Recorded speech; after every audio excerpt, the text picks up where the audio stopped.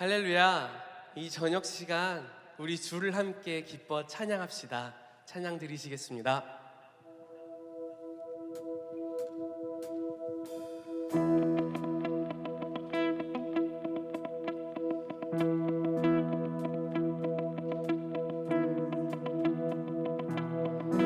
만복의 근원 하나님,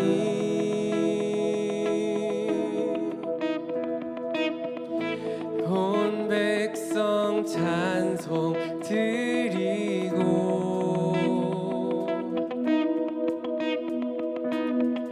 저 천사여 찬송하세.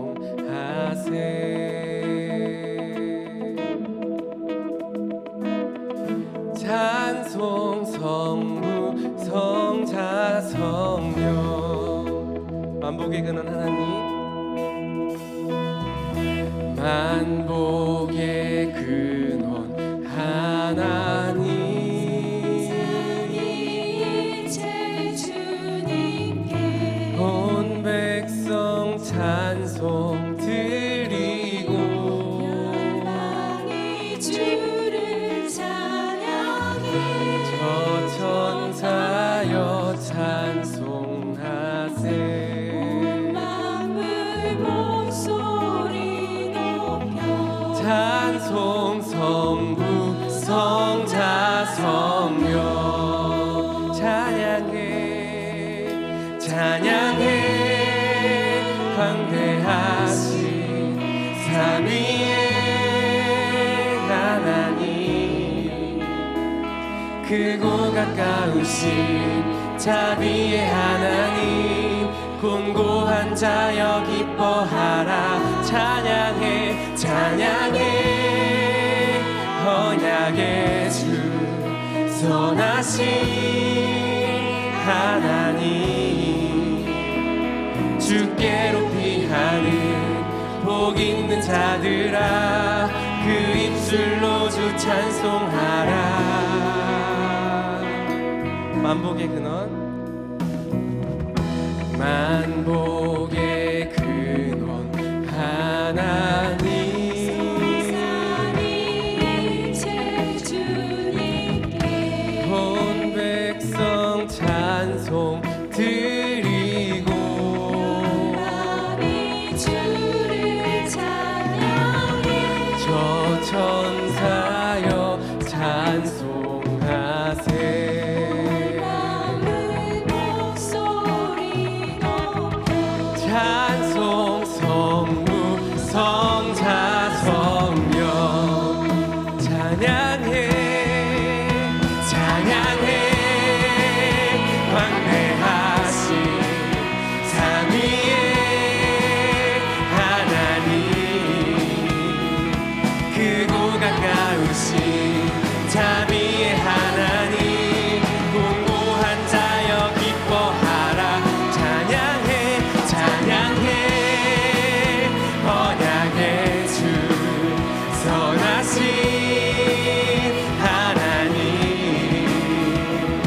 주께로 피하는 복 있는 자들아, 그 입술로 주 찬송하라.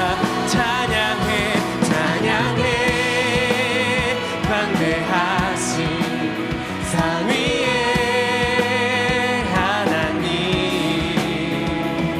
크고 가까우신 자비의 하나님, 공고한 자여 기뻐하라. 찬양해 찬양해 언약의 주 선하신 하나님, 주께로 피하는 복 있는 자들아, 그 입술로 주 찬송하라.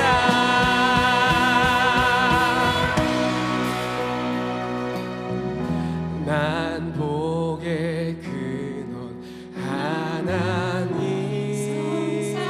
삼위일체 주님께 온 백성 찬송 드리고 열방이 주를 찬양해.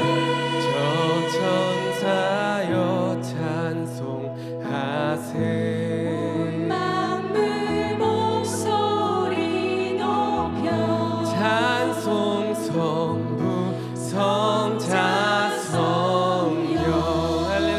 모든 근원 되신 하나님을 찬양합니다. 아멘.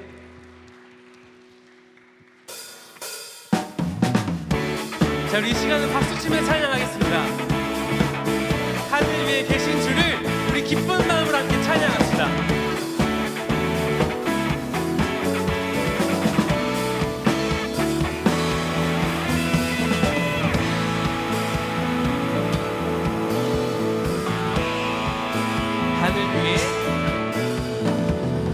하늘 위에 주님 밖에 내가 사모할 자 이 세상에 없네. 내 맘과 힘을 믿을 수 없네. 오직 한 가지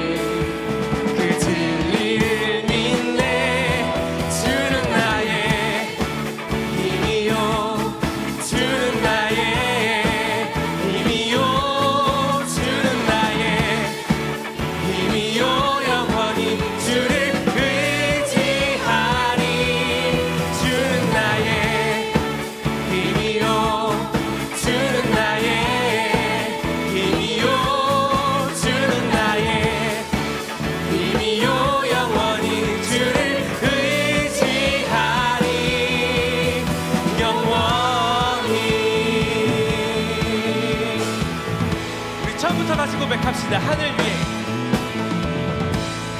위에 주님 밖에 내가 사모할 자 이 세상에 없네. 내 맘과 힘을 믿을 수 없네. 오직 한 가지 그 진리를 믿네. 아멘. 주는 나의 힘이요, 주는 나의 힘이요, 주는 나의 힘이요. 영원히 주를 의지하니. 주는 나의 힘이요, 주는 나의 힘이요, 주는 나의 힘이요. 영원히 주를 의지하니. 영원히.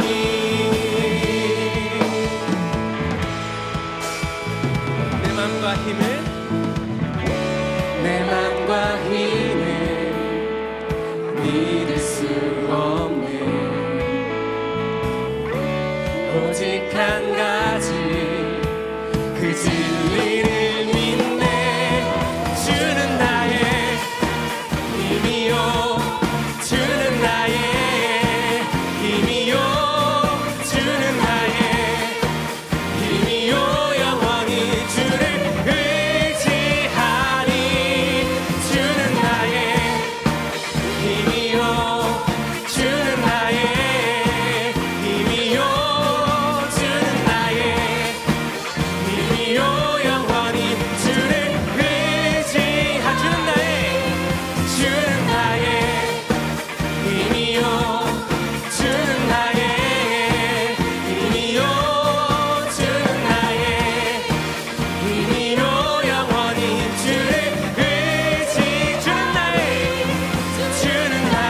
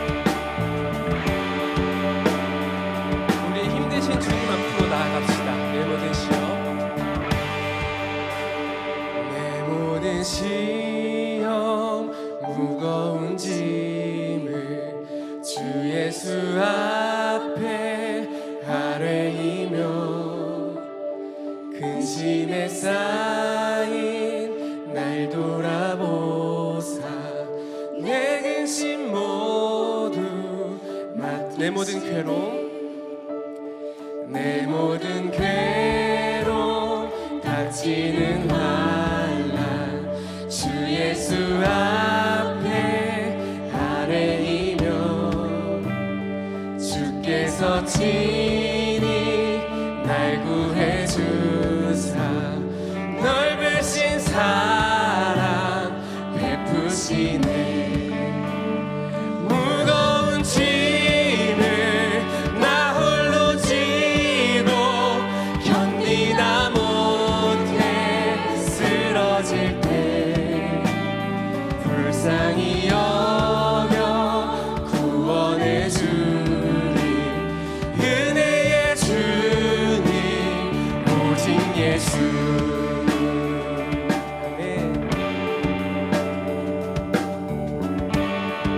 우리 3절로 찬양하겠습니다. 내 짐이 점점 무거워질 때 주 예수 앞에 아뢰이며 주께서 친히 날 구해 주사 내 대신 짐을 져주시네 무거운 짐을 나 홀로 지고 견디다 못해 쓰러질 때 불쌍히 여겨 구원해 주리 은혜의 주님 무거운 짐을 나 홀로 지고 견디다 못해 쓰러질 때 불쌍히 여겨 구원해 주리 은혜의 주님 오직 예수.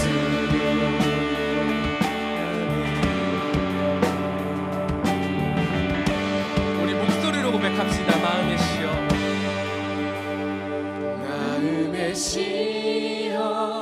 무서운 죄를 주 예수 앞에 아뢰이며 주께서 나의 능력이 되사 세상을 이길 힘주시네 무거운 짐을 나 홀로 지고 견디다 못해 쓰러질 때 불쌍히 여겨 구원해 주리 은혜의 주님 무거운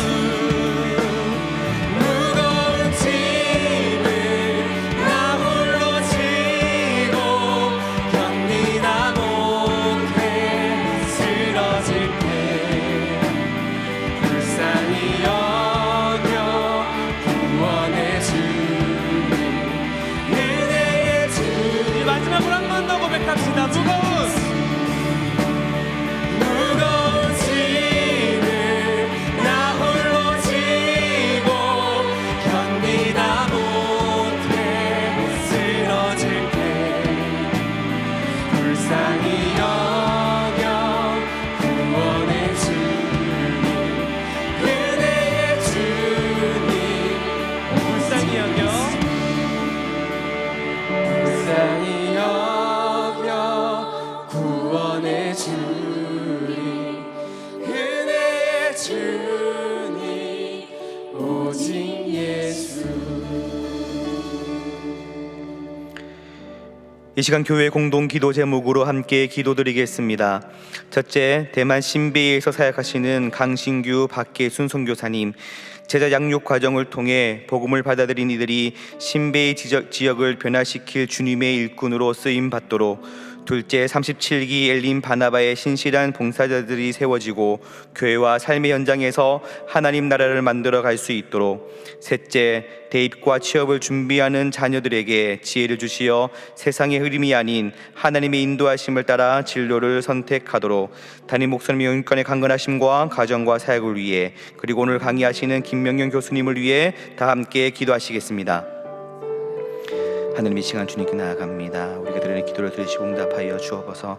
함께 우리가 나가는 모든 것 통해서 역사하신 하나님을 바라볼 수 있도록 주님 인도하여 주시고 함께하여 주옵소서. 특별히 아버지 성령의 이끌어 세워질 수 있도록 주님 인도해 주옵소서. 특별히 열린 바람을 신실한 끈질에 되어질 수 있도록 주님 인도해 주시고, 삶의 현장 가운데 하나님의 나라를 만들어갈 수 있도록 주님 인도하여 주옵소서. 또한 대학 그치고 준비하는 자들에게 지혜를 주시어 세상의 흐름이 아닌 하나님의 인도하심을 통해 나아갈 수 있는 귀한 모습 될 수 있도록 주님 인도하여 주옵소서. 달린 모든 은혜가 도와주시고 우리 가족이 되게 하여 주시옵소서.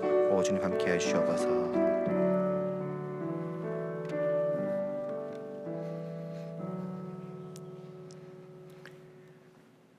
아기 예수의 오심을 바라고 소망하는 대림절 두 번째 주일 저녁, 예배로 하나님께 나아가게 하심을 감사드립니다.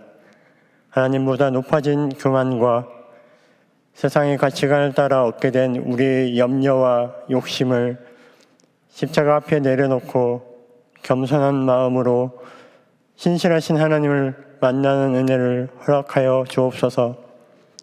주님이 말씀하실 때 우리의 생각과 마음을 쳐서 온전히 복종케 하시고, 성령을 통해 들려주시는 레마의 음성을 듣게 하옵소서. 온 우주 만물을 창조하신 하나님이 우리의 주인 되시며, 지금도 우리로 하나님의 일하심 가운데 초청하시는 하나님의 부르심에 순종으로 반응하게 하옵소서. 날이 갈수록 믿음으로, 신앙으로 살아내기 어려운 세상을 살아야 하는 다음 세대들을 기억하옵시고, 아름다운 신앙의 유산들을 잘 이어가 하나님께 귀하게 쓰임받는 도구로 삼아 주옵소서.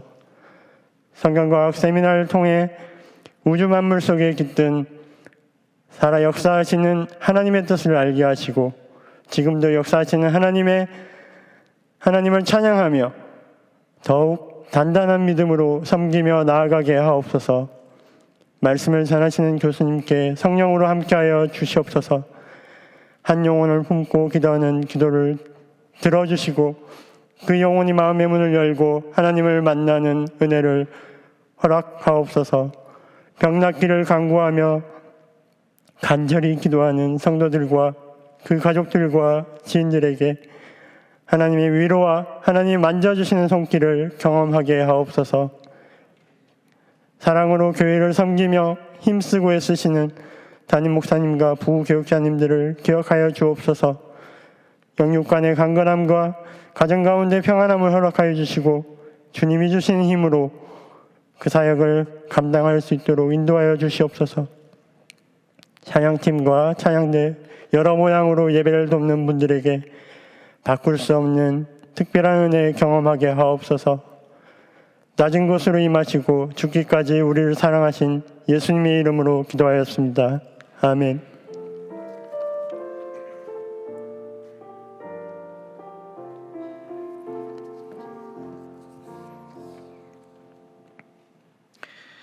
오늘 우리에게 주시는 하나님의 말씀은 이사야 41장 21절에서 23절까지의 말씀입니다. 다 함께 일어나셔서 하나님의 말씀을 경청하시겠습니다. 나 여호와가 말하노니 너희 우상들은 소송하라. 야곱의 왕이 말하노니 너희는 확실한 증거를 보이라. 장차 당할 일을 우리에게 진술하라. 또 이전 일이 어떠한 것도 알게 하라. 우리가 마음에 두고 그 결말을 알아보리라. 혹 앞으로 올 일을 듣게 하며 뒤에 올 일을 알게 하라. 그리하면 너희가 신들인 줄 우리가 알리라. 또 복을 내리든지 재난을 내리든지 하라. 우리가 함께 보고 놀라리라. 이것은 하나님의 말씀입니다. 아멘.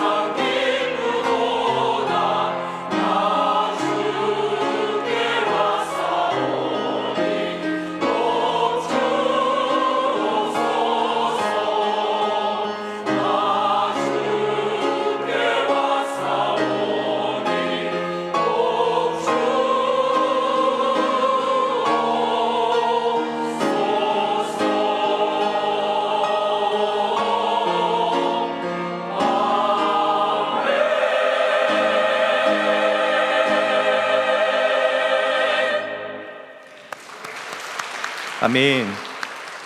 우리 찬양대원들께서는 앞쪽 자리로 이동해 주시면 감사하겠습니다. 네, 성경과 과학 12번째 마지막 시간입니다. 이제 김명윤 교수님 나오실 때에 동안의 박수로 환영하시겠습니다.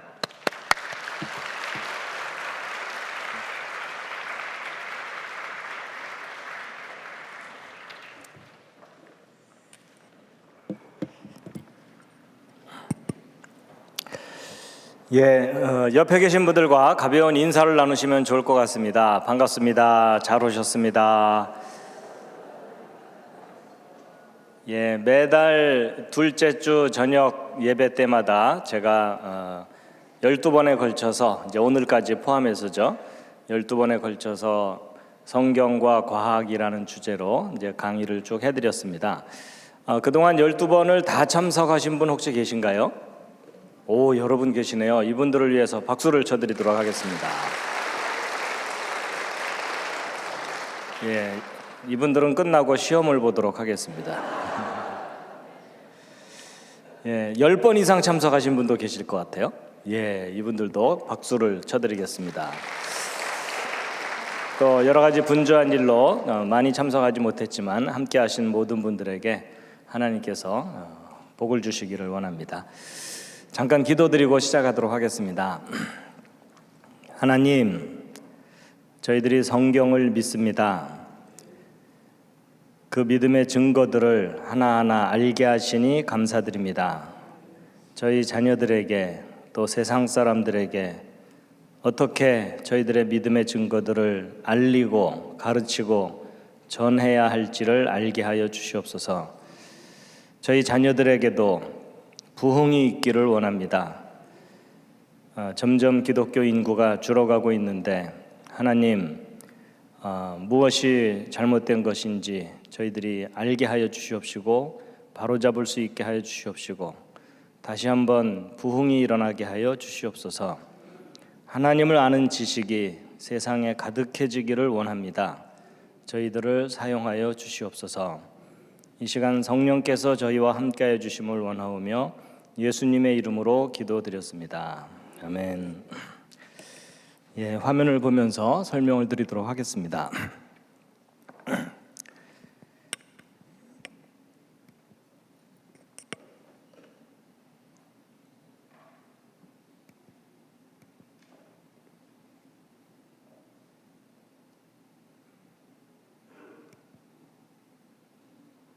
화면 잘 보이시나요? 오늘 참석하신 모든 분들을 환영합니다. 서로 다시 한번 환영하시겠습니다. 환영합니다. 잘 오셨습니다. 환영의 꽃입니다. 혹시 무슨 꽃인지 아시겠습니까? 양귀비 아닙니다. 아주 비슷하게 생겼는데 양귀비가 아니고요. 여러분 혹시 그 이스라엘이라는 나라 잘 아시죠? 그 나라의 나라꽃, 국화를 아시나요? 그 꽃이 바로 이 꽃입니다. 이 꽃은 이스라엘의 국화인데요. 아네모네라는 꽃입니다. 처음 아신 분들이 많으실 거예요. 근데 이제 오랫동안 전통적으로 나라꽃은 아니었고요.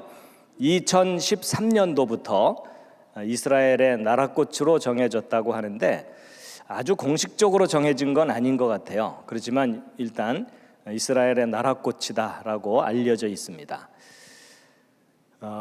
바람꽃이라고도 해요.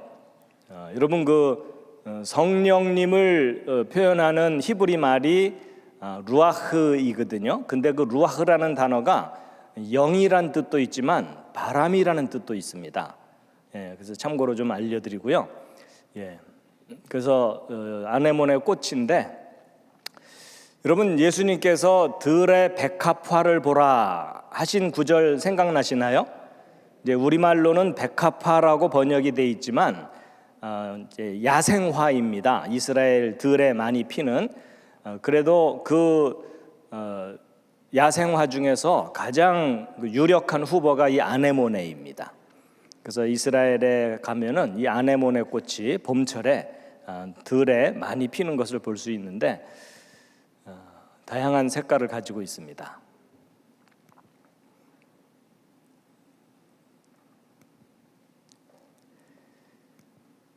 자, 이제 그동안 이제 12개의 강의를 오늘까지 포함해서 이제 소개를 해드렸는데 아직 다 소개해드리지는 못했습니다. 이제 오늘로 마무리는 지을 텐데요. 자, 오늘의 주제는 예언과 역사입니다. 여러분 하나님께서 역사를 다스리신다고 믿고 계시죠? 아멘 소리가 그다지 크지 않은 걸로 보아서 여러분 하나님께서 실제로 역사를 다스리십니다. 그런데 하나님께서 역사를 다스리신다는 강력한 증거가 있습니다. 그게 뭐냐면 예언입니다. 미래에 일어날 일들을 미리 말씀하시고 그 예언을 역사 속에서 이루시는데 예언하신 내용을 몇 퍼센트 이루실까요? 100%라고 우겨주시면 감사하겠습니다. 전능하신 분이기 때문에 예언하신 내용을 100% 이루십니다. 근데 이제 과학이 발달해서 하나님이 예언하신 일이 역사 속에 얼마나 정확하게 이루어졌는지 확인하고 검증할 수가 있게 되었습니다. 그래서 이제 오늘 그 내용을 소개해 드릴 텐데요.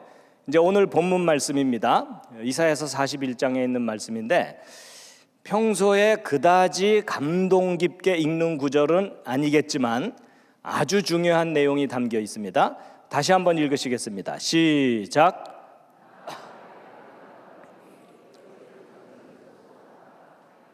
야곱의 왕이 말하노니 너희는 확실한 증거를 보이라. 여러분 전 세계에 다양한 종교들이 있습니다. 다양한 종교들 중에 여러분은 어느 종교에 속해 있으십니까? 기독교입니다. 그렇죠? 그런데 전 세계 인구가 80억인데 인구 비례로 볼 때 기독교 인구가 3분의 1 정도 됩니다.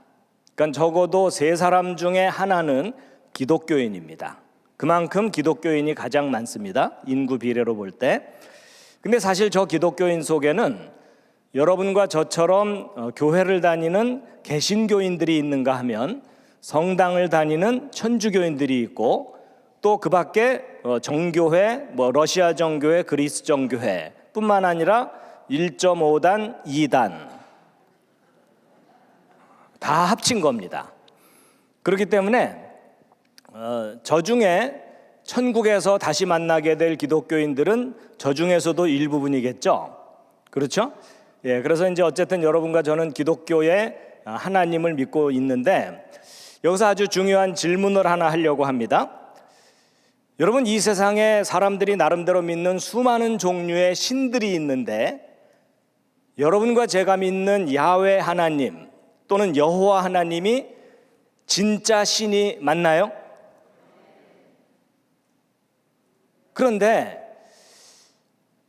만약에 여러분이 태국에서 태어났다, 거기서 성장했다, 그러면 여러분의 종교는 뭐가 됐을 가능성이 높습니까? 불교입니다. 왜냐하면 거의 그 나라는 거의 90% 이상이 불교인이거든요. 만약에 여러분이 사우디에서 태어났다, 거기서 성장했다, 그럼 여러분의 종교는 뭐가 됐겠습니까? 그냥 이슬람이 아니고요, 거부도 못 해보고 이슬람입니다. 왜냐하면 거기서는 다른 종교를 갖는 것이 허용되질 않습니다. 그렇죠? 오늘 이 자리에 오신 여러분 중에 사우디아라비아에서 태어나서 성장했어도 거기서도 여호와 하나님을 신으로 믿고 예수 그리스도를 구주로 믿을 자신 있으신가요?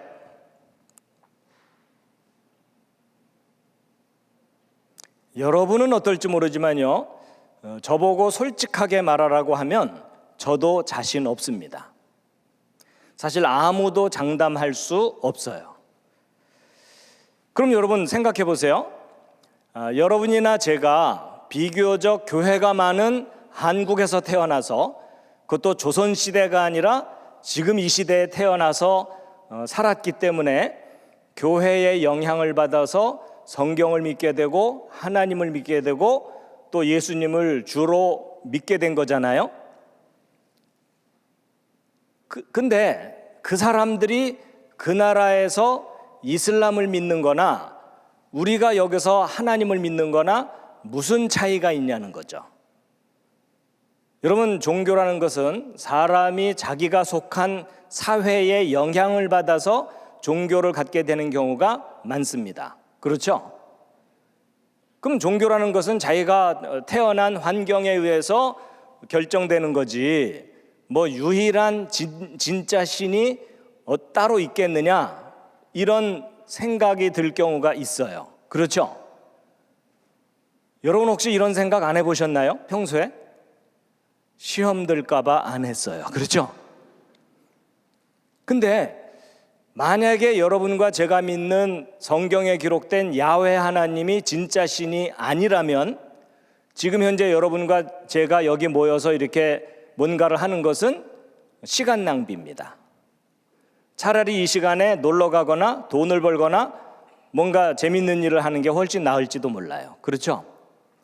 여러분, 예를 들어 어떤 사람이 종교적인 열심이 강해서 신학교를 갔어요. 그래서 졸업을 해서 목사가 됐습니다. 근데 그것도 성에 안 차서 아프리카에 선교를 갔어요. 그래서 거기서 몇 년 동안 열심히 선교하다가 풍토병에 걸려서 죽었어요. 어쨌든 우리가 볼 때는 순교죠. 그렇죠? 근데 자기의 생명을 바쳐서 순교까지 했는데 죽고 나서 확인해 봤더니 자기가 믿은 신이 진짜 신이 아니더라. 만약에 그렇다면 얼마나 허무해요. 그렇죠? 여러분, 차라리 그 사람은요, 자기 인생을 최대한 즐기다가 죽는 게 더 나을지도 몰라요. 자기 인생을 즐기기라도 했잖아요. 근데 모든 걸 절제하고 자기 생명을 바쳤는데 자기가 믿은 신이 진짜 신이 아니더라. 그럼 허무한 거죠. 동의하시죠?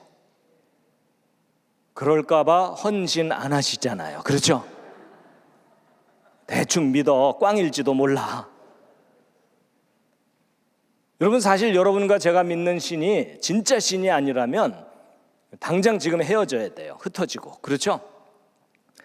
그렇다면 여러분과 제가 믿는 성경에 기록된 여호와 하나님이 유일한 진짜 신이라는 객관적인 증거가 있나요? 우리끼리 우기는 거 말고 여러분, 다른 종교를 가진 사람들도요, 자기들이 믿는 종교가 진짜 종교라고 주장합니다. 그렇죠? 그러면 서로 우기는 거 말고 객관적으로 확인해 봤을 때 내가 믿는 신이 진짜 신이라고 확신할 수 있는 객관적인 증거가 있냐는 거죠. 여러분, 사실 이런 엄격한 질문에 충분히 준비가 되어 있는 기독교인이 많을까요, 적을까요? 많지 않습니다. 자, 그 다음에 이제 또 있어요. 어쨌든 야훼 하나님, 여호와 하나님이 진짜 신이라고 하자고요. 그러면 여호와 하나님만 열심히 잘 믿으면 됐지, 왜 2000년 전 이스라엘의 나사렛이라고 하는 산골 촌동네의 젊은 사람을 왜 온 인류의 유일한 구원자로 믿어야 되느냐 하는 거예요.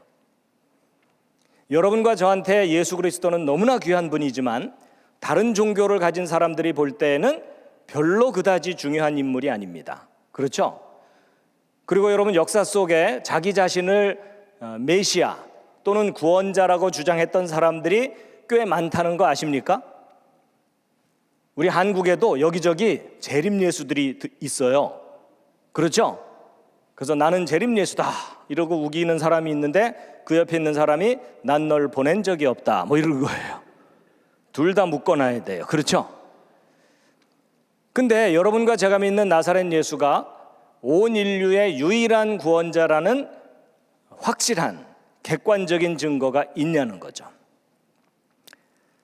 사실 저 두 질문에 대한 정확한 근거를 여러분이 가지고 있지 않다면 언제라도 여러분의 믿음은 흔들릴 수가 있습니다. 그렇죠? 근데 그런 증거가 있을까요, 없을까요? 아무래도 분위기상 있으니까 제가 얘기를 꺼냈겠죠? 근데 오늘 그 증거를 이야기하려고 하는 겁니다. 근데 놀랍게도 그 증거가 오늘 읽은 말씀 속에 들어있어요. 자, 그래서 다시 한번 말씀을 읽으실 텐데요. 이사야서 41장 21절 읽겠습니다. 시작. 나 야훼가 말하노니 너희 우상들은 죄송합니다. 소송하라. 야곱의 왕이 말하노니 너희는 확실한 증거를 보이라. 자, 우리가 보통 여호와라고 알고 있는 하나님의 고유한 이름은 원래 히브리어로 야훼라는 그 발음이 더 원문 발음에 가깝다 그래서 순복음교회 다니는 분들은 야훼 하나님으로 표기된 성경을 사용합니다. 그렇죠? 어쨌든 그 야훼라는 하나님의 고유한 이름, 그 고유한 이름의 가장 기본적인 뜻은 창조자입니다. 온 우주를 창조한 창조자가 말한다.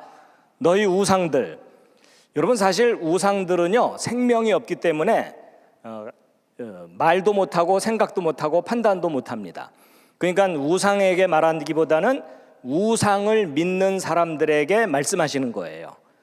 가짜 신을 믿는 너희들은 다 나와봐라.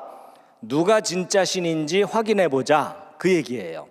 그러면서 소송한다는 얘기는 여러분 재판하는 이유가 뭐죠? 누가 옳은지 확인하려는 거예요. 그렇죠? 그러니까 누가 진짜 신인지 확인해 보자. 근데 여러분 재판에서 이기려면 뭐가 필요하죠? 증거가 필요한데 무슨 증거? 확실한 증거. 그럼 여러분 이렇게 말씀하셨다는 얘기는 여러분과 제가 믿는 야훼 하나님은 진짜 신이라는 증거가 있다는 거예요, 없다는 거예요? 있으시다는 거죠? 알고 싶으세요? 안 알고 싶으세요? 안 알고 싶으시면 오늘 강의 여기서 끝입니다. 알고 싶다고 하셔야 되고 알아야 돼요. 그래서 하나님께서 내가 진짜 신이라는 확실한 증거가 있다 하시면서 그 다음 구절에 하나님께서 그 증거를 말씀하시는데, 자 22절입니다. 이 부분이 중요한데 읽겠습니다. 시작. 이전 일이 어떠한 것도 알게 하라. 우리가 마음에 두고 그 결말을 알아보리라. 혹 앞으로 올 일을 듣게 하며.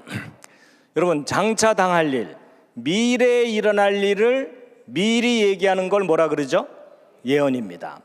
그리고 과거 일이 어떤지 알게 하라. 지나간 과거에 있었던 사건들을 정확하게 정리해 놓은 걸 뭐라 그러죠? 역사라고 합니다.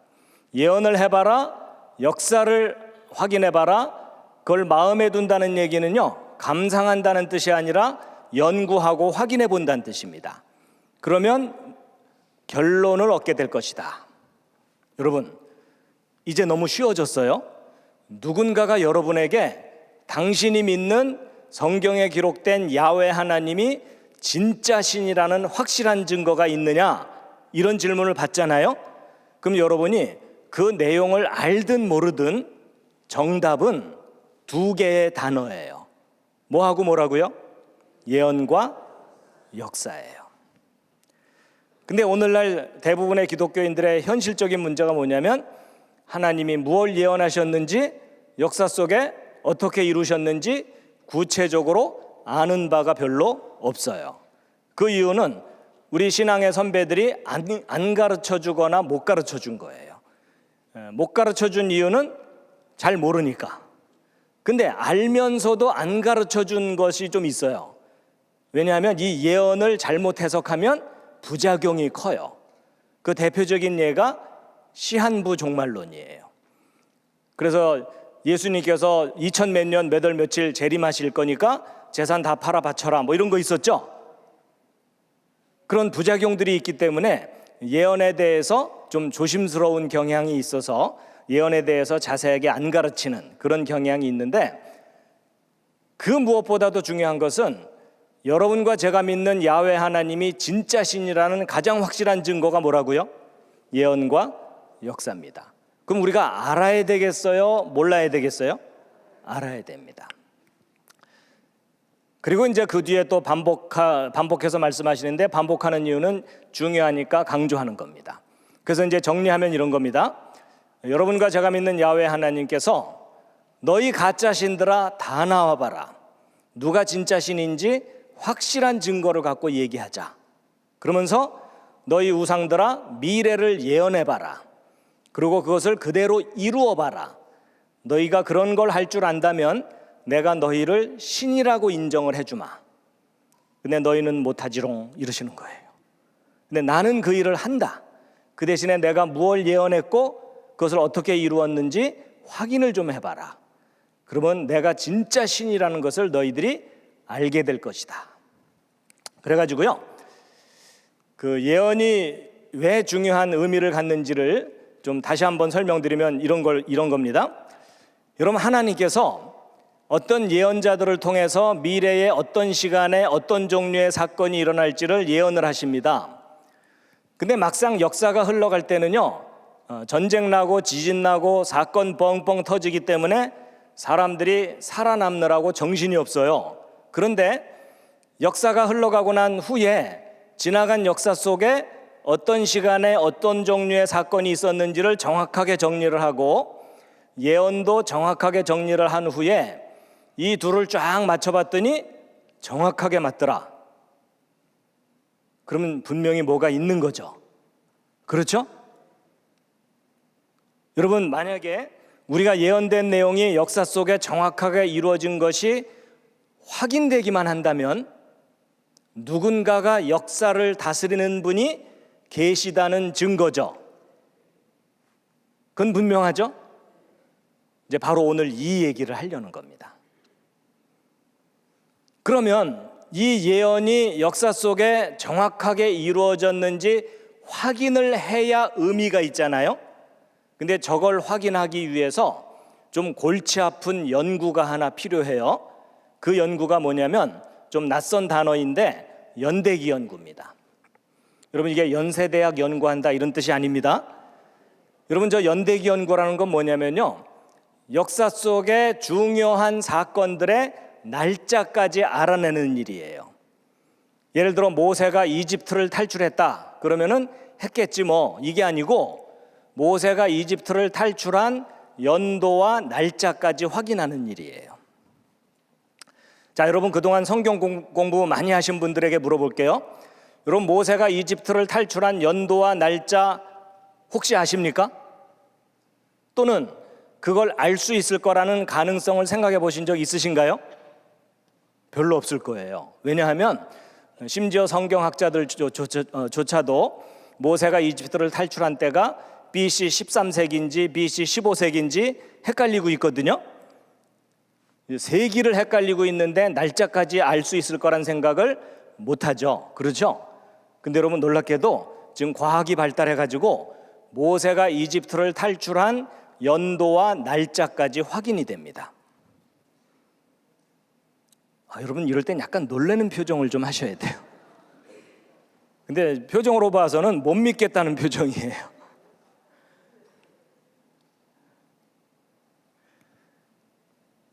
그런데 그런 골치 아픈 연구를 왜 하느냐? 여러분 놀랍게도 역사를 아주 정밀하게 검증해서 정리하고 나면 하나님께서 역사를 다스리신다는 사실이 선명하게 확인이 됩니다. 여러분 이제 나이가 들면은 노안이 오면서 이게 선명하게 안 보이잖아요. 뿌옇게 보이는 바람에 이 샴푸하고 식용유하고 헷갈리고 막 이러잖아요. 식용유로 머리 감고 샴푸로 계란 붙이고 뭐 이러잖아요. 그래서 이제 눈이 잘 안 보이다가 어느 날 돋보기를 딱 맞춰서 딱 끼고 나면 선명하게 보이죠. 바로 그런 거예요. 역사를 대충 정리하면 하나님의 역사를 다스리는 그 증거들이 애매하게 보여요. 근데 선명하게 역사를 정리하면 선명하게 보입니다. 특히 2000년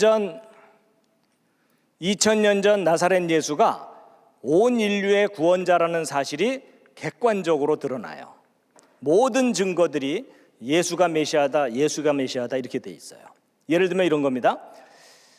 제가 오늘 이제 여러분들에게 오늘 여기 오신 분들 중에 노래를 제일 잘 부르는 분이 누굽니까? 이렇게 물어봤을 때 우왕좌왕 대답을 못하면 여기는 노래를 잘 부르는 사람이 없는 거예요.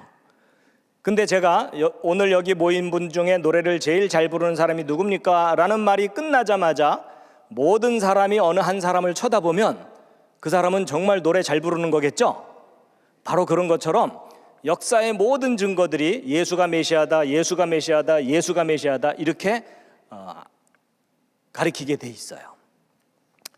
그래가지고 여러분 이 표는 좀 글씨가 작아서 안 보이겠지만요. 천지창조부터 예수님 오실 때까지 구약 역사 전체를 중요한 사건의 연도와 날짜까지를 과학적으로 검증해서 정리한 표예요. 그래가지고 여러분 6월절 바로 출애굽한 날이 여러분 성경을 읽으면 출애굽한 날짜까지 검증할 수 있는 단서가 성경에 기록돼 있어요. 그래서 하나님께서 출애굽시키실 때 모세에게 이달을 올해의 첫 달로 정해라, 정월달로 정해라.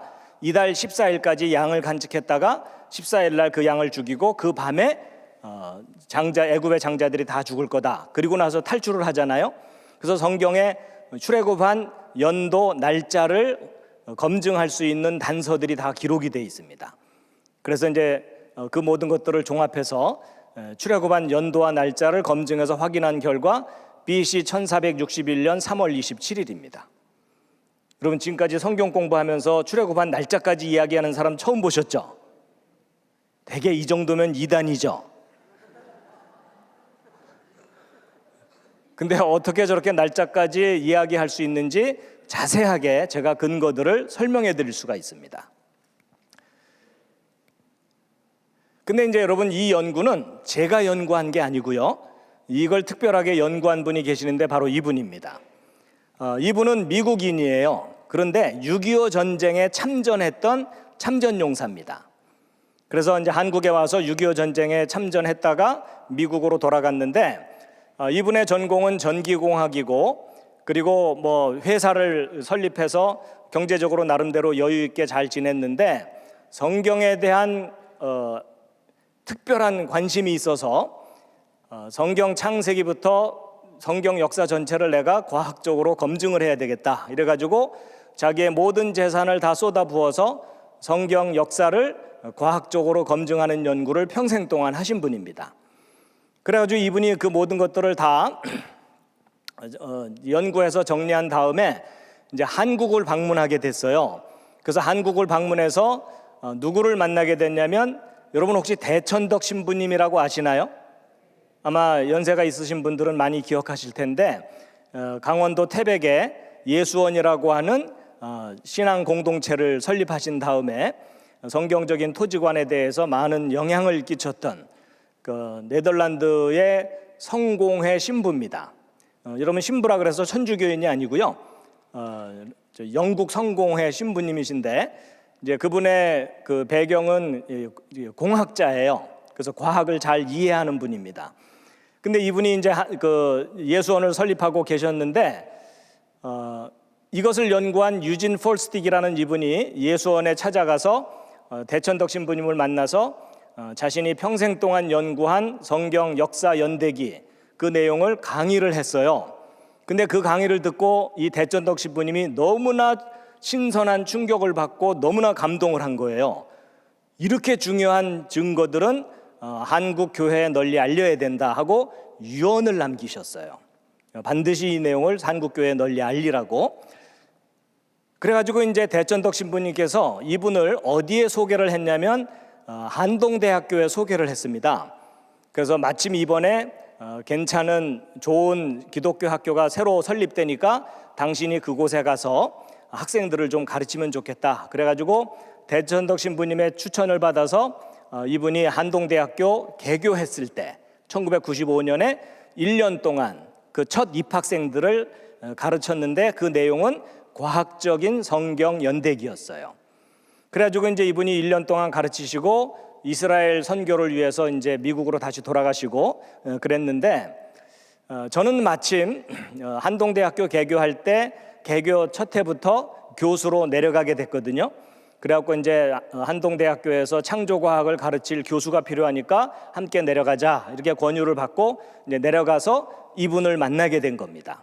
그래서 이제 이분은 성경 역사를 가르치고 저는 창조과학 가르치고, 근데 이제 이분이 저하고 교제하면서 제가 이제 그 창조과학을 가르친다는 걸 알게 되면서 모든 연구 자료를 저한테 다 주시고 이제 이것을 좀 사람들에게 널리 알리라고. 근데 저는 이제 과학을 공부했기 때문에 받자마자 바로 믿은 게 아니고 혹시 이분이 뻥친 거 없나 이러면서 이제 검토를 했어요. 그런데 여러분 제가 지금까지 성경 역사 연구한 자료들을 접했을 때 가장 탁월한 내용이에요.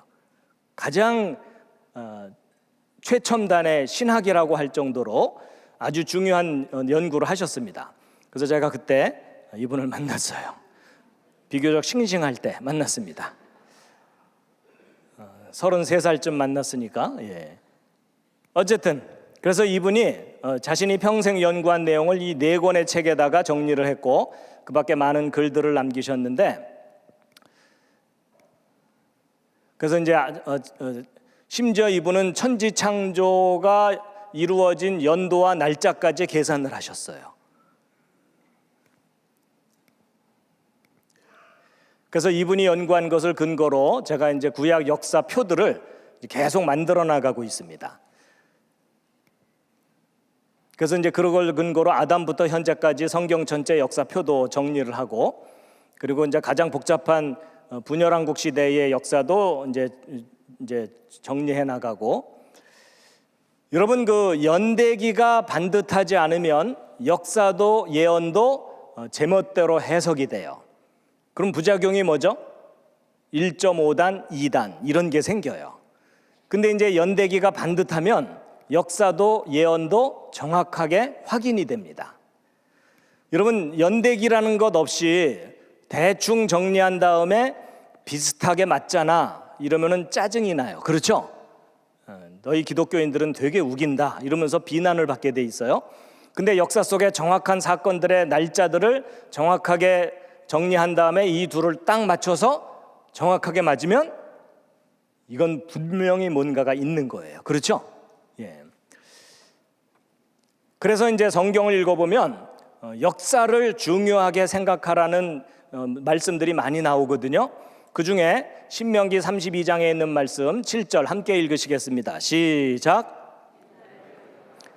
많은 세대의 횟수를 깊이 생각하라. 내 아버지에게 물어라. 그가 내게 보여줄 것이요. 내 장로들에게 물어라. 그들이 내게 말해주리라. 여러분 옛날을 기억하라. 잊어먹지 말라는 거예요. 다 되살리라는 겁니다. 많은 세대의 횟수가 뭐냐면, 여러분 성경을 읽으면 족보들 나오죠. 누가 몇 살에 누구를 낳고 그 후 몇 년 살았다 이런 거 나오죠. 여러분 그런 족보가 나오면 자세하게 읽어요, 대충 넘어가요? 예, 대충 넘어가다가 기절하죠. 근데 여러분 많은 세대의 횟수를 깊이 생각하라는 얘기는 감상하라는 얘기가 아니고요, 정리하고 연구하라는 뜻입니다. 그리고 아버지에게 물어봐라, 장로들에게 물어봐라, 보여줄 거고 말해줄 거라고 돼 있죠. 근데 오늘날 교회의 현실적인 문제가 뭐죠? 아버지와 장로들에게 아무리 물어도 대답이 없어요. 그렇죠? 근데 여러분 이런 말씀이 있다는 얘기는, 여러분이 부모가 되고 교회의 어른이 되면 자녀들이 물어보거나 후배들이 물어보면 말해줄 수 있어야 한다는 겁니다.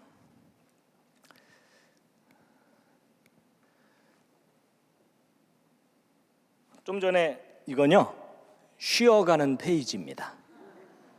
잠시 기지개 한번 쫙 켜시겠습니다.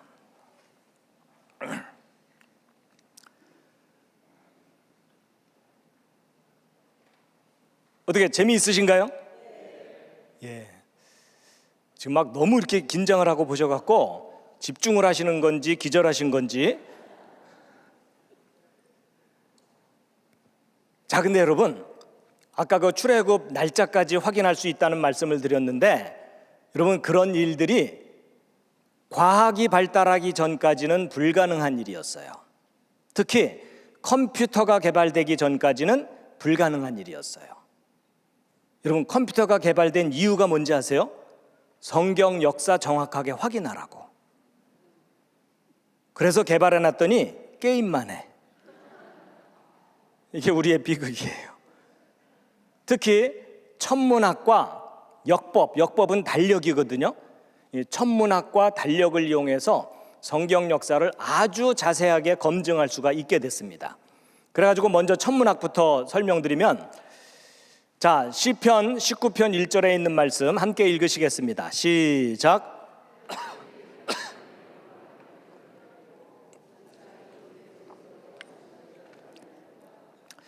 여러분 예를 들어 제가 대통령을 만나 뵙게 돼서 영광입니다 이런 말을 하잖아요. 여러분 그게 여러분 하나님께 영광 돌린다라는 말의 가장 기본적인 뜻이 뭐냐면 하나님의 존재를 드러낸다, 그런 뜻입니다. 그래가지고 제가 대통령 만나 뵙게 돼서 영광입니다, 그 말은 무슨 말이냐면 대통령은 누구나 알아보죠. 그 존재가 어디서나 드러나죠. 근데 제가 이제 대통령하고 악수를 하니까 사람들이 볼 때, 야, 저 대통령하고 악수하는 저 사람은 또 뭐야? 이러면서 저의 존재가 드러나게 되는 거죠. 바로 그런 의미를 가진 것이 영광 돌린다, 영광 받는다. 그게 가장 기본적인 뜻이에요. 근데 여기 성경 말씀을 읽어보면 하늘들이 무엇을 드러낸다고요? 하나님의 영광.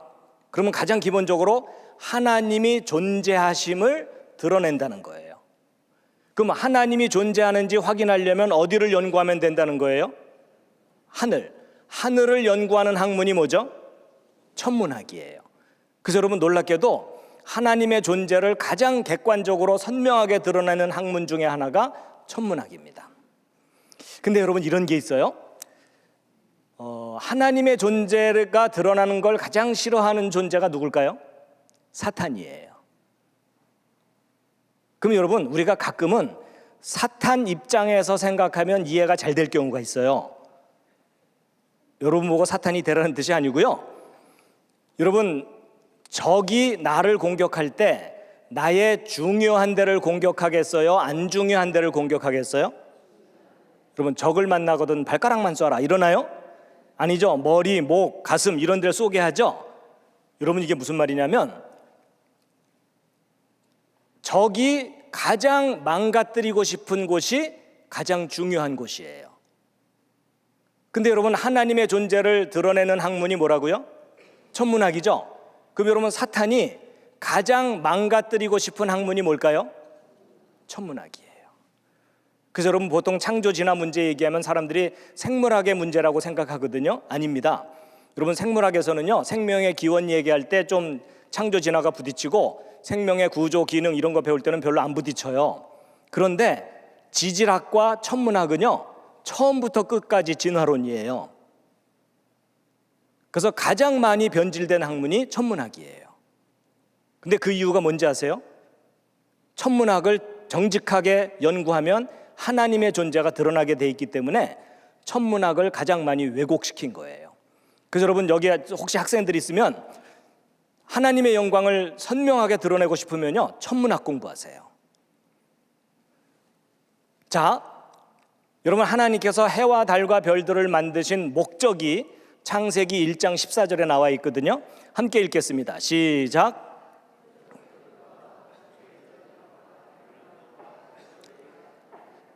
이 표적은 뭐냐면요, 하나님께서 역사 속에 어떤 중요한 사건을 일으키실 때 사람들이 그걸 깨닫게 하려고 하늘에 있는 태양과 달과 별들이 신호를 주게 만드셨어요.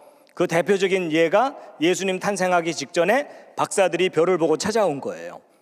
그래서 여러분, 하늘에 떠 있는 별이 괜히 떠 있는 게 아니고요, 하나님이 하시는 일을 드러내는 역할을 하는 겁니다. 그것뿐만 아니라 계절과 날과 해를 나타내라고 돼 있는데, 저건 무슨 말이냐면 시간을 정확하게 측정하라는 도구로 저걸 주신 거예요. 그 하늘의 해와 달과 별들이 사람들에게 시계가 돼 있습니다. 시계. 자, 그런데 이제 예레미야 31장에 아주 의미 있는 말씀이 있는데요.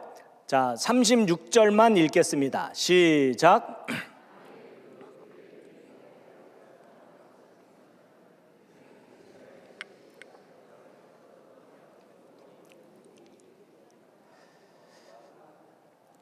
여러분, 하나님께서 특별하게 택하신 백성이 어느 민족이죠?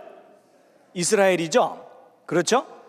그러면 그 이스라엘의 역할이 뭐냐면요, 하나님의 존재를 드러내는 역할을 해요. 그래서 여러분, 하나님의 존재를 알려면 이스라엘을 연구하면 돼요. 그래서 여러분, 성경 읽어보면 온통 어느 나라 얘기예요? 왜냐하면 하나님께서 이스라엘을 통해서 자신의 존재를 드러내셨거든요. 근데 여러분, 아까 얘기한 것처럼 사탄은 하나님의 존재가 드러나면 싫어하죠. 근데 하나님이 존재한다는 증거 중에 하나가 이스라엘이죠. 그럼 사탄 입장에서는 어느 민족을 없애버리면 하나님이 계시다는 증거가 없어져요? 그래서 역사 속에 이스라엘이 멸종할 뻔한 적이 많은 거예요.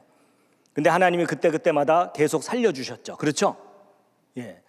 그래서 이스라엘을 없애버린다는 얘기는요, 하나님이 존재한다는 증거를 없앤다는 의미하고 똑같아요.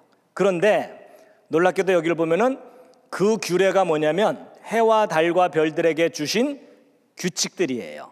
이걸 과학적인 용어로 얘기하면 운행궤도. 여러분, 지구가 1년에 한 바퀴 태양을 돌고 하루에 한 바퀴씩 자전하고 이러는 거 누가 정해놓으신 거죠? 일단 저는 아니에요. 하나님이 정해놓으신 거죠. 그래서 그 규칙을 따라서 계속 돌고 있죠. 그래서 여러분, 하나님께서는요, 사람에게는 율법을 주셨지만 모든 만물들에게는 과학적인 법칙을 주셨어요. 그래서 중력의 법칙, 이 모든 것들은 하나님이 정하신 겁니다. 그런데 우주 만물은 하나님이 정하신 법을 100% 지켜요. 맞죠? 근데 우주 만물 가운데 하나님의 법을 지키지 않는 아주 고약한 존재가 있어요. 누굴까요? 사람이라고 돌려 말하지 마시고 나 이러셔야 돼요. 다시 한번 질문합니다. 우주 만물은 다 하나님의 법을 100% 지키는데 우주 만물 중에 하나님의 법을 감히 지키지 않는 고약한 존재가 누구라고요? 근데 여러분, 그게 장점도 있고 단점도 있어요. 장점은 하나님이 사람에게만 선택권을 주셨어요. 인격을 주셨어요. 근데 단점이 뭐예요? 안 지키면 벌 받는다는 거예요. 근데 여러분 보세요. 그 규례가 뭐냐면 하나님이 정해주신 운행 궤도거든요. 근데 해와 달과 별들의 운행 궤도를 없애는 일은, 폐지시키는 일은 이스라엘을 없애는 것과 똑같다는 거예요. 근데 아까 이스라엘을 없앤다는 것은 하나님이 계신 증거를 없앤다는 거죠. 무슨 말이냐면요, 이제 요약하면 해와 달과 별들의 운행 궤도가 하나님이 존재한다는 증거라는 거예요. 근데 이 말이 지금 선뜻 와닿지는 않으실 거예요. 제가 이해시켜 드릴게요. 이런 겁니다. 여러분 성경 역사를 정리하는 성경 역사학자들이 과거 기록에 충실하게 역사를 정리해도 역사가 틀리는 경우가 있어요. 예를 들면 이런 거예요. 여러분 이스라엘이 사울, 다윗, 솔로몬 때는 통일왕국이었다가 솔로몬 이후에 분열왕국이 되죠. 남유다, 북이스라엘. 그 중에 남유다의 아마시아 왕과 우시아 왕이 공동 통치를 했던 기간이 있어요.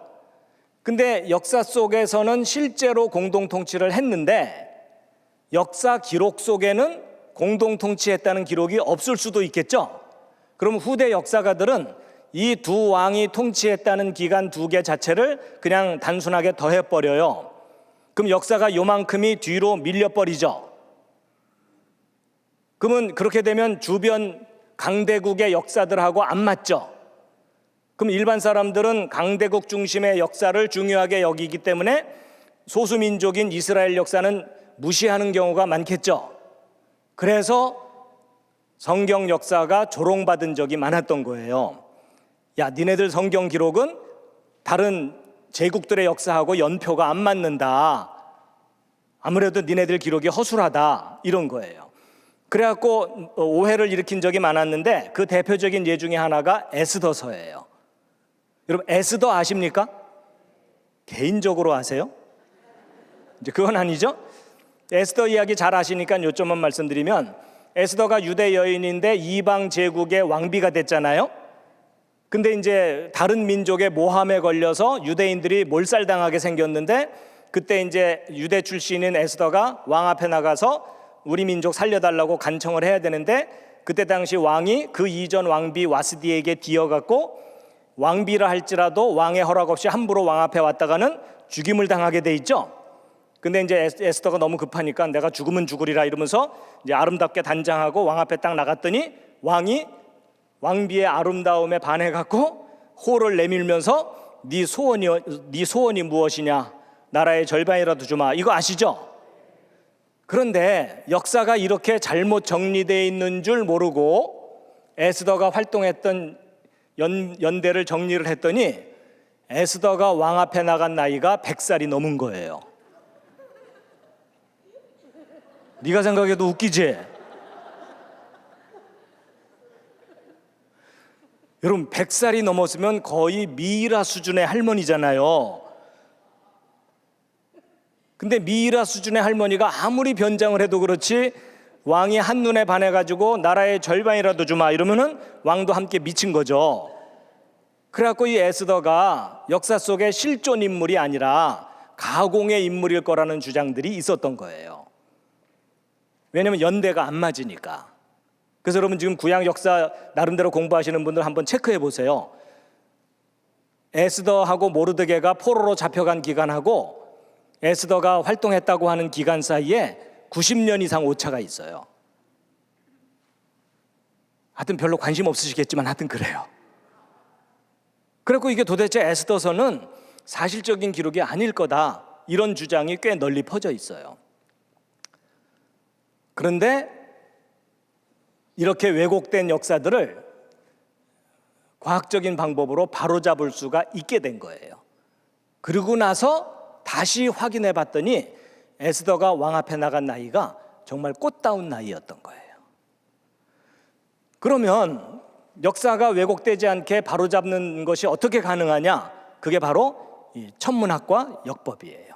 그래가지고 먼저 천문학의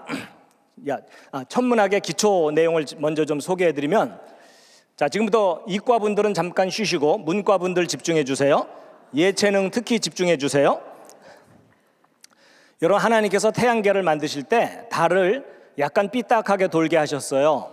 그러다가 가끔 같은 평면상에서 돌 때 일식과 월식이 일어나거든요. 그래갖고 이제 여러분 태양 때문에 지구 뒤쪽에 그림자 생기죠. 근데 요 달이 평소에는 요 그림자를 비켜서 돌아다녀요. 피해서. 그러다가 가끔 요 그림자 속으로 쏙 들어갈 때가 있거든요. 그때 보름달이 보여야 되는 날 어두워지게 되는데 이걸 월식이라 그래요. 월식. 그 다음에 이제 달이 앞쪽에 오게 되면 달 그림자 때문에 지구 일부 지역 사람들이 대낮에 태양을 못 보는 상황이 벌어지거든요. 요거를 일식이라고 해요. 일식. 여러분 이게 일본식 식사다 이런 뜻이 아니에요. 그래갖고 여러분 월식은 지구 반대쪽 사람들이 누구나 볼 수 있지만 일식은 지구 일부 지역 사람들이 정해진 시간에 잠깐 보는 거예요.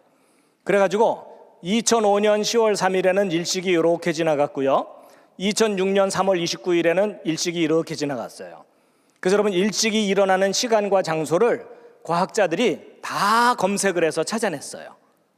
그래서 여러분 보시는 요 표는 뭐냐면요, 지금부터 2400년 전에 있었던 일식을 정리해 놓은 표예요. 할 일 없는 과학자들이 했어요.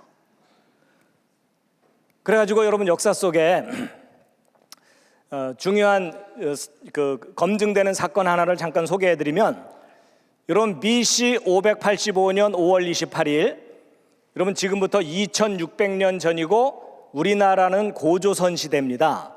그때 당시 지금 현재 터키라는 나라, 투르키예라고 이름을 바꿨죠. 이 터키라는 나라 쪽에 리디아라는 작은 나라와 메데라는 큰 나라가 전쟁을 했습니다. 그래서 이 메데가 리디아를 정복하려고 계속 전쟁을 했거든요. 그래서 리디아는 버티다 망하기 직전이었어요. 근데 어느 날 하루 종일 전투를 했는데 저녁에 해지기 1시간 전쯤에 개기일식이 일어난 거예요. 여러분 개기일식이 일어나면 한낮이 한밤중처럼 깜깜해집니다. 그럼 오늘날 사람들은 과학적인 상식이 있기 때문에 약간 무섭지만 재밌네 이러면서 구경하면 되지만, 저때 당시에는 태양을 신으로 숭배하던 사람들이기 때문에 신이 노했다 이러면서 전쟁 의욕을 잃고 완전히 집단 패닉이 일어난 거예요. 집단 공포가 생긴 거예요. 그러니까 지휘하던 왕들도 야 지금 신이 노했는데 무슨 전쟁이냐 이래갖고 전쟁하던 두 나라가 즉각적으로 화해를 하고 동맹국가가 됐어요. 왕실 혼인을 하면서. 그래갖고 망할 뻔하던 리디아가 살아난 거예요. 근데 그게 고대 역사학자들 기록 속에 고스란히 기록이 돼 있어요. 특히 그 역사학의 아버지라고 하는 그리스의 헤로도토스. 그러면 여러분 표정은 이미 알고 있다는 표정을 좀 지으세요. 그 헤로도토스의 기록 속에 일식 때문에 전쟁을 멈춰서 전쟁을 멈췄다 이런 기록이 남아 있거든요. 근데 예전에는 저 사건을 검증할 길이 없었어요. 근데 지금은 과학이 발달해서 컴퓨터 프로그램이 발달해 가지고 2600년 전 일식 현상을 확인할 수가 있게 됩니다. 그래 가지고 그것을 확인한 결과, 여러분 이게 확인한 그 동영상이거든요. 그래 가지고 여러분 이거는 이제 저 컴퓨터 프로그램이고요. 자, 요겁니다. 요거. 여러분 요게 달이고 요게 태양인데, 제가 이제 저 버튼을 누르면 요게 이제 서쪽 지평선입니다. 그래서 요게 이제 내려갈 텐데, 이 태양과 달이 요 아래로 내려가면 어두워지는 거예요. 밤이 되는 건데 일식은 여기쯤 있을 때 일어나요. 그래서 일식이 일어날 때 여기가 까매지거든요. 이제 그걸 관찰을 하시겠습니다. 여러분은 지금 2600년 전에 있었던 일식을 확인하시는 거예요.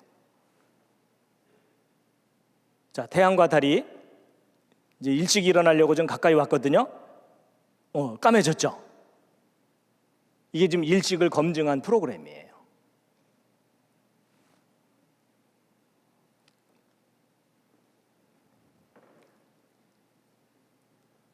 재미있으니까 거꾸로 보시겠습니다. 요 부분에서 일식이 일어나는 겁니다.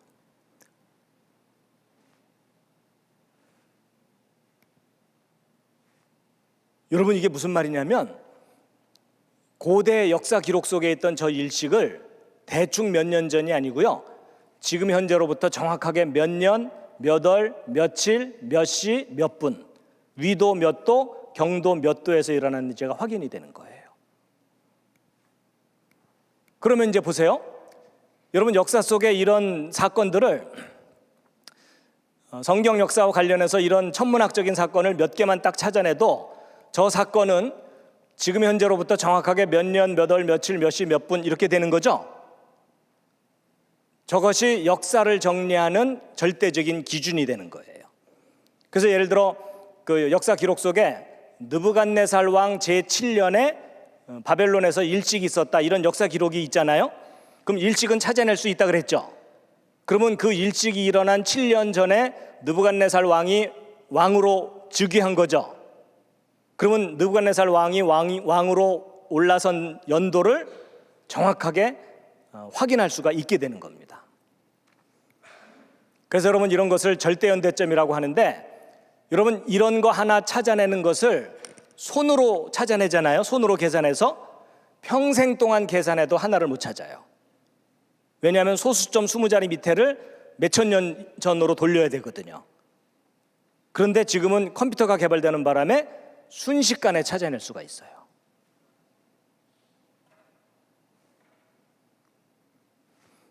근데 여러분 보고 찾으라고 안 할 테니까 그렇게 근심 어린 표정하지 마세요. 이건 할 일 없는 과학자들이 다 합니다. 그 다음에 달력을 이용해서 역사를 확인하는 방법이 있어요. 그게 뭐냐면, 여러분 지구가 태양을 한 바퀴 도는 게 1년이죠. 1년은 대충 365일이죠. 근데 365일 동안 돌게 되면 한 바퀴를 채 못 돌아요. 그래서 정확한 1년은 365일이 아니라 365.8 이렇게 돼 있어요. 뭔가 핀트가 안 맞았어요. 그 다음에 달이 지구를 한 바퀴 도는 게 한 달이죠. 근데 한 달은 대충 30일이잖아요. 근데 30일 동안 돌게 되면 한 바퀴를 조금 더 돌아요. 그래서 정확한 한 달은 30일이 아니라 29.8 이렇게 돼 있어요. 그래갖고 여러분 이게 좀 어긋나 있는 바람에 여러분 양력생일, 음력생일 다르고 윤달, 윤년, 윤초 복잡하죠? 근데 일반 사람들은 이유를 모르니까 어떻게 해서든지 적응하면서 살려고 애쓰죠. 근데 여러분 여기서 한 가지 이제 생각해 볼 게 있어요. 여러분 이 태양계, 지구와 달 이 모든 건 다 누가 만드셨죠? 운행 궤도도 누가 정해 놓으신 거죠? 하나님이 정하셨죠? 그런데 우리가 알기로 하나님은 정확하실 뿐만 아니라 전능하신 분이죠. 그러면 태양계 만드실 때 이렇게 너덜너덜하게 계획하실 게 아니라 1년 360일, 한 달 30일로 딱딱 맞아떨어지게 만드셨다면 얼마나 산뜻해요. 그렇죠? 그렇죠? 자, 여기서 질문. 하나님께서 이렇게 딱딱 맞아떨어지게 해놓질 않으시고 이렇게 너덜너덜하게 초점을 못 맞추신 거잖아요. 질문이 뭐냐면, 여러분 하나님께서 저걸 안 맞추신 걸까요? 못 맞추신 걸까요? 분위기상 안 맞췄다고 해야 되겠죠? 혹시 못 맞추셨을까요? 지구를 돌리시면서 힘 잘못 줬네. 또 달도 돌리시면서 오늘따라 왜 안 맞지? 여러분 저도 사실 이게 어긋나 있는 것에 대해서 관심도 없었어요. 이유도 몰랐어요. 그런데 하나님께서 일부러 어긋나게 해놓으신 거예요. 근데 제가 그 이유를 깨닫고 나서 무릎을 치면서 감탄을 했어요. 여러분 하나님께서 이렇게 어긋나게 해놓으신 이유가 뭐냐면, 보세요. 여러분 만약에 하나님께서 이렇게 딱딱 맞아떨어지게 해놓잖아요. 그럼 우리가 역사를 확인할 수가 없어요. 역사 확인을 못해요. 무슨 말이냐면 이런 겁니다.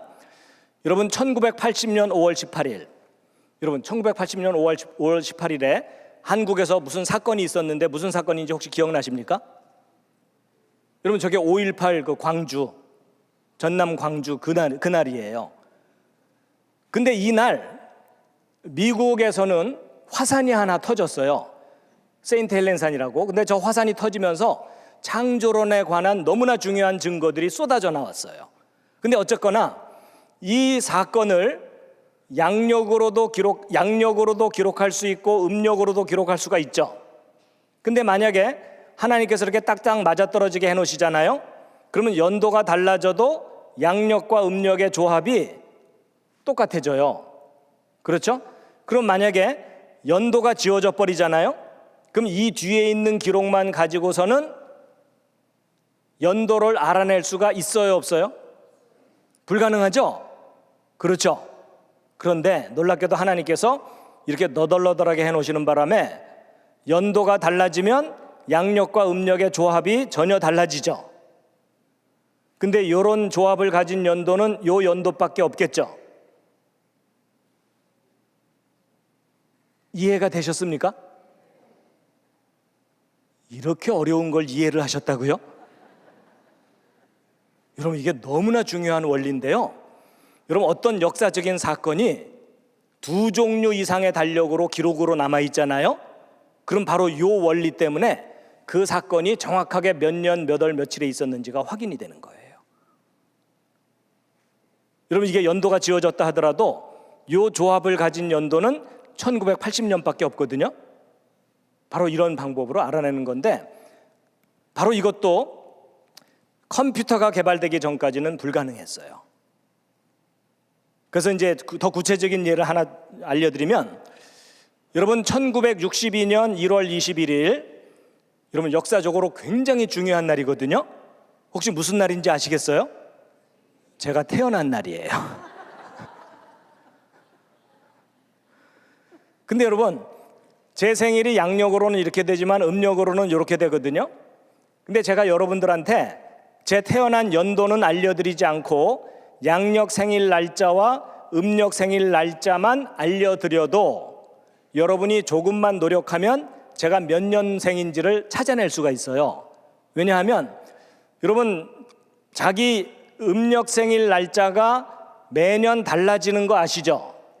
음력 생일 지키려면 매년 날짜 달라지잖아요. 그래서 제 음력 생일 날짜를 양력 날짜로 바꾼 날짜가 매년 이렇게 달라져요. 근데 재미있는 게 뭐냐면요, 19년마다 똑같아져요. 그래서 저게 이제 19년 칠윤법이라고 하는데, 그래서 여러분도 만 19살 때, 만 38살 때, 만 57세가 되잖아요. 양력 생일 날짜와 음력 생일 날짜가 일치합니다. 이런 거 잘 모르셨죠? 그래서 이제 제가 만약에 여러분에게 양력 생일 날짜와 음력 생일 날짜만 알려드려도 여러분이 제가 태어난 연도를 또는 제 나이를 알아맞힐 수가 있어요. 아무래도 가장 가능성이 높은 건 62세겠죠? 그렇지만 양쪽 가능성도 없지는 않죠?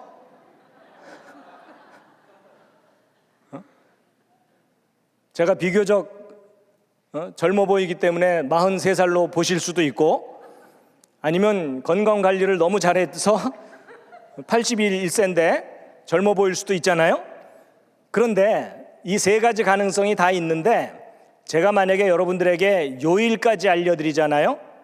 그럼 거의 100%예요. 거기다가 여러분에게 제 태어난 날을 60갑자로 알려드리면은요, 500% 정확하게 제가 태어난 연도를 알아낼 수가 있어요. 이해되셨죠? 그래가지고 여러분, 이게 무슨 말이냐면 어떤 사건에 대한 역사 기록이 많으면 많을수록 바로 이런 원리에 의해서 날짜까지 확인이 되는 거예요.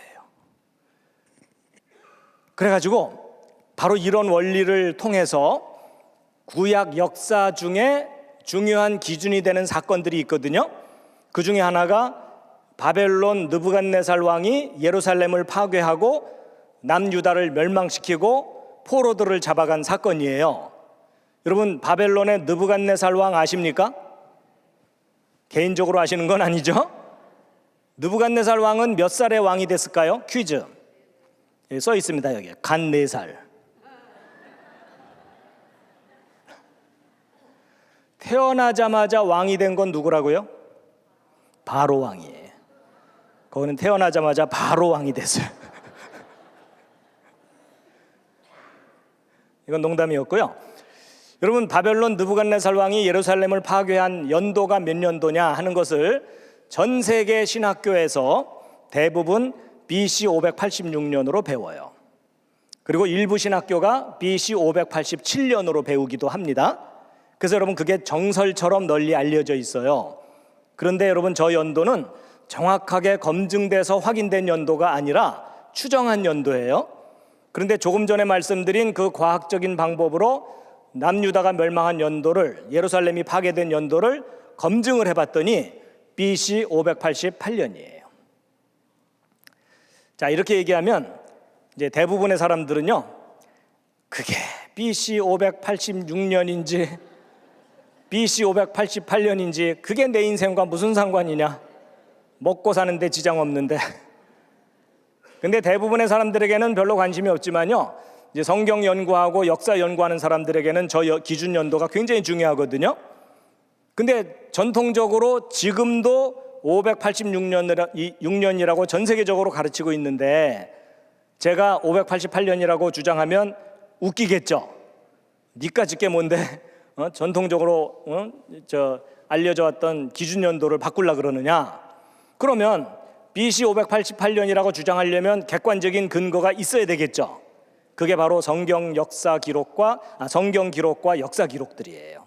그래가지고 여러분 이제 그 성경에 예루살렘 파괴되던 사건에 대한 기록들이 있을 뿐만 아니라 이제 그 날짜가 성경 기록을 보면 유대력으로 아부월 7일인데 이제 다섯째 달 7일부터 예루살렘이 불타기 시작해서 10일 날까지 불탔다라고 볼 수 있는데 또 다른 기록을 보면은 그 미슈나 기록을 보면은 예루살렘이 함락될 때가 안식일에 함락됐다는 기록이 있어요.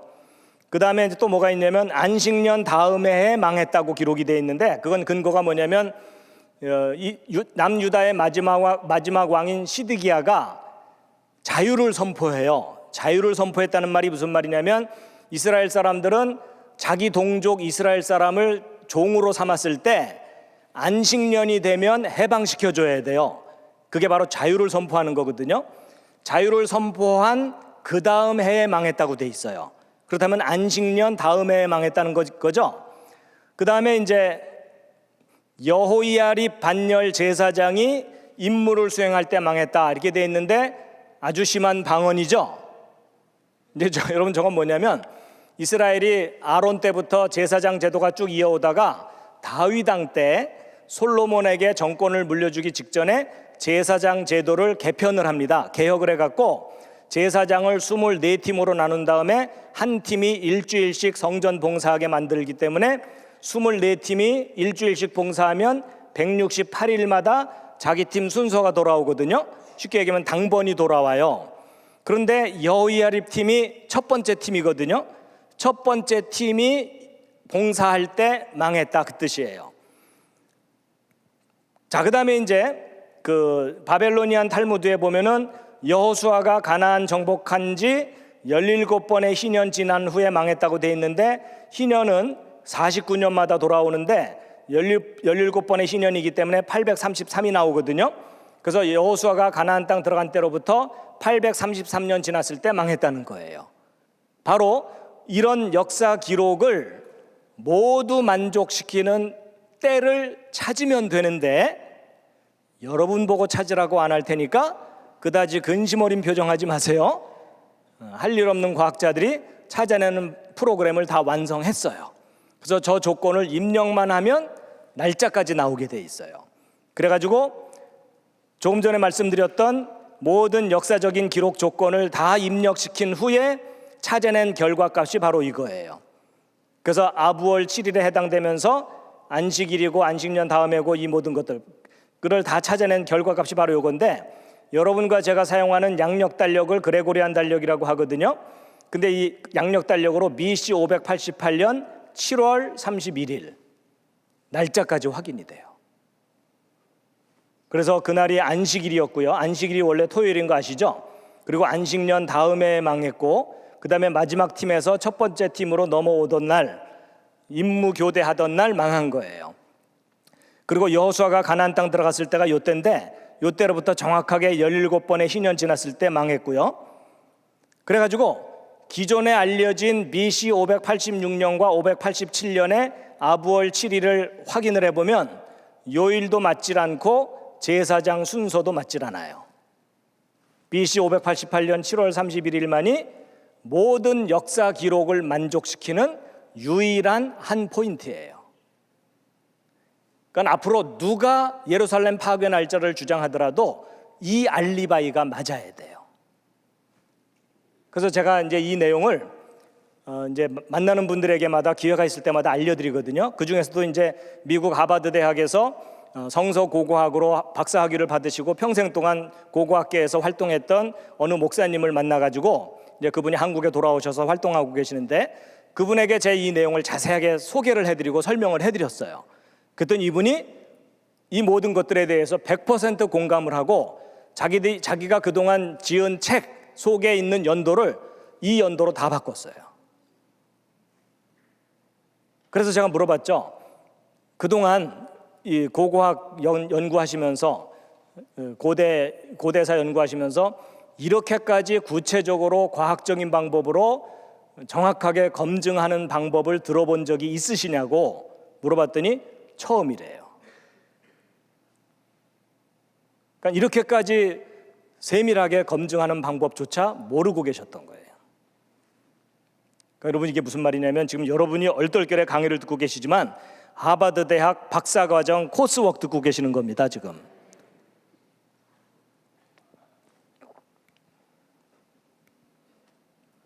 그래가지고 이제 남유다가 멸망한 예루살렘 파괴된 연도와 날짜가 BC 588년 7월 31일로 밝혀지거든요.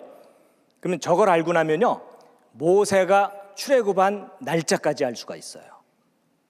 그것은 이제 성경을 정확하게 잘 정리를 해야 됩니다. 그래갖고 이제 모세가 출애굽한 날짜까지 알아내고 계산을 하고 나면 야곱이 출생한 날짜까지 계산이 가능해요.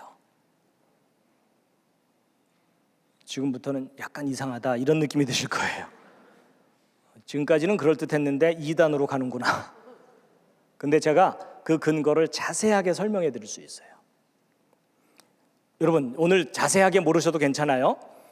성경 역사가 예전에는 어렴풋하게 정리되어 있다가 안개가 싹 걷히면서 선명하게 정리될 수 있다. 요 정도만 알고 계셔도 괜찮아요. 그래서 역사를 세밀하게 다 정리하고 나서 예언된 내용과 맞춰봤더니 무서울 정도로 정확하게 하나님께서 예언하신 내용을 성취하신 거예요. 여기까지가 서론이에요.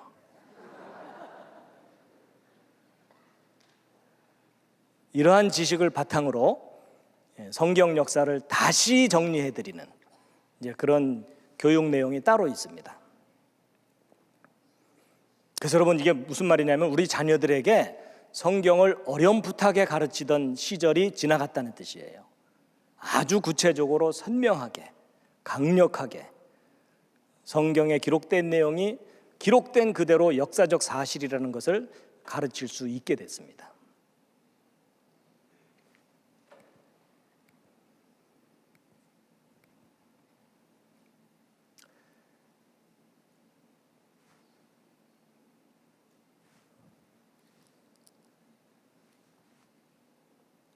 오늘 주제가 너무 구체적이고 복잡한 내용이라 더 이상 진도를 나가서는 안 되겠죠? 자, 이제 오늘은 여기까지 하고요.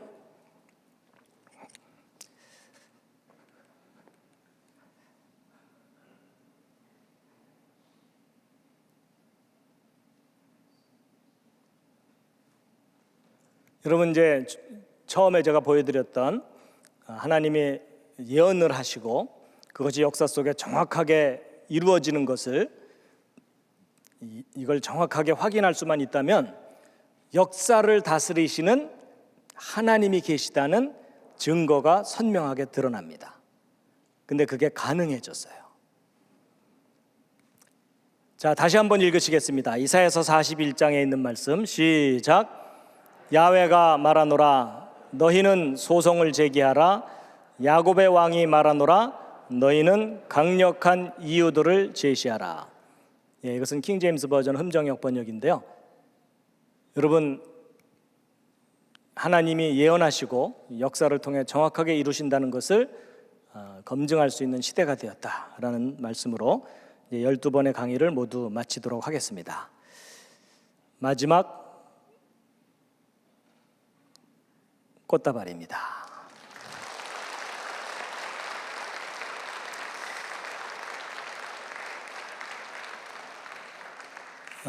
함께 잠깐 기도하는 시간을 가졌으면 좋겠습니다. 제가 기도문을 좀 써왔거든요. 그래서 요 한 문장, 요 스타 표시 있는 요 한 단락을 읽을 때마다 아멘으로 화답하시면서 함께 기도했으면 합니다. 함께 읽으시면서 기도하시겠습니다. 하늘에 계신 우리 아버지여, 아버지의 이름이 거룩히 여겨지기를 원합니다. 하나님은 전능하신 창조주이시며 역사의 통치자, 우리의 구원자이십니다. 아멘. 하나님, 전능하신 창조주 하나님을 부인하게 만들며 하나님에 대해 무지하게 만들고 성경의 진리를 믿지 못하게 가로막는 무신론, 인본주의적 진화론 교육이 이 땅에서 사라지고 하나님의 창조를 자녀들에게 마음껏 교육할 수 있는 세상이 오게 하여 주시옵소서. 아멘.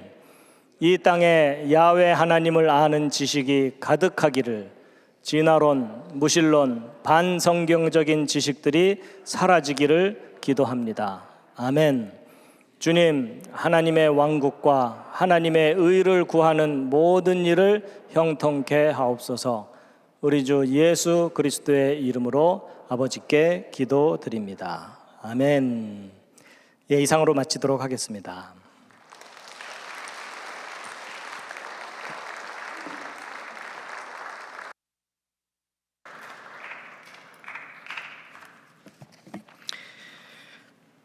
네, 교회 소식을 전해드립니다. 다음 주 저녁 예배는 원로 장로 명예검사 추대 및 은퇴 예식으로 드려집니다.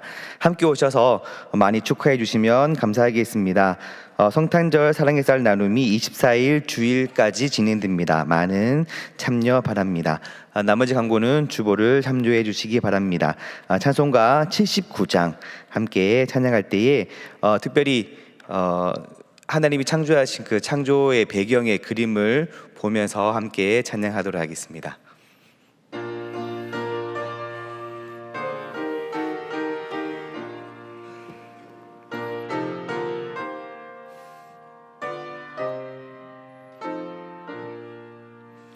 주 하나님 지으신 모든 세계 내 마음 속에 그리어볼 때 하늘의 별 울려 퍼지는 뇌성 주님의 권능 우주에 찬네 주님의 높고 위대하심을 내 영혼이 찬양하네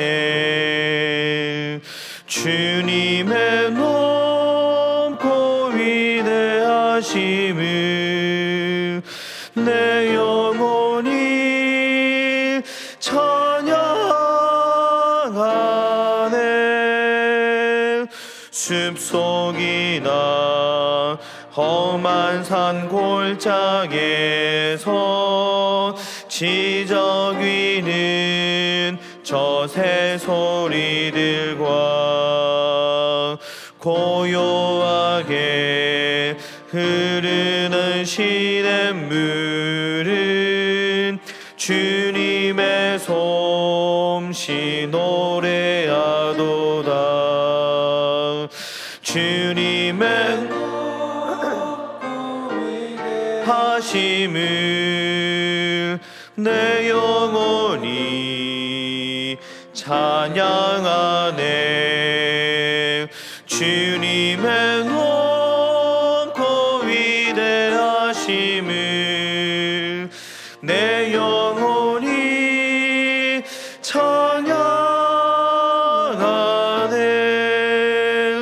주 하나님 독생자 아낌없이 우리를 위해 보내주셨네 십자가에 피 흘려 죽으신 주 내 모든 죄를 대속하셨네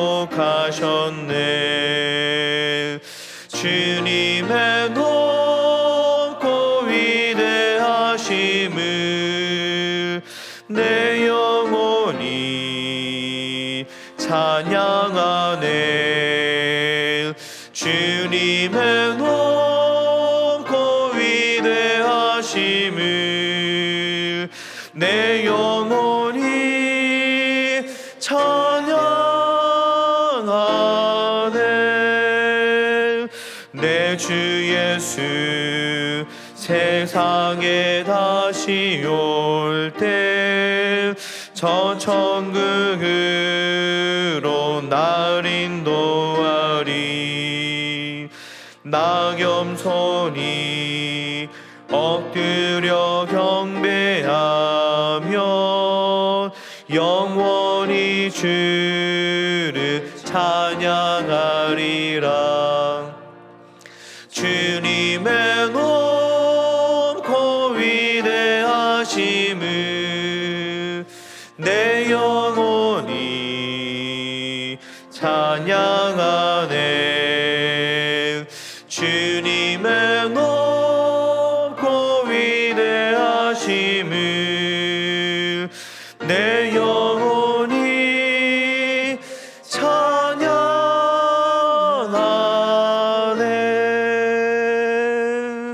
기도하시겠습니다.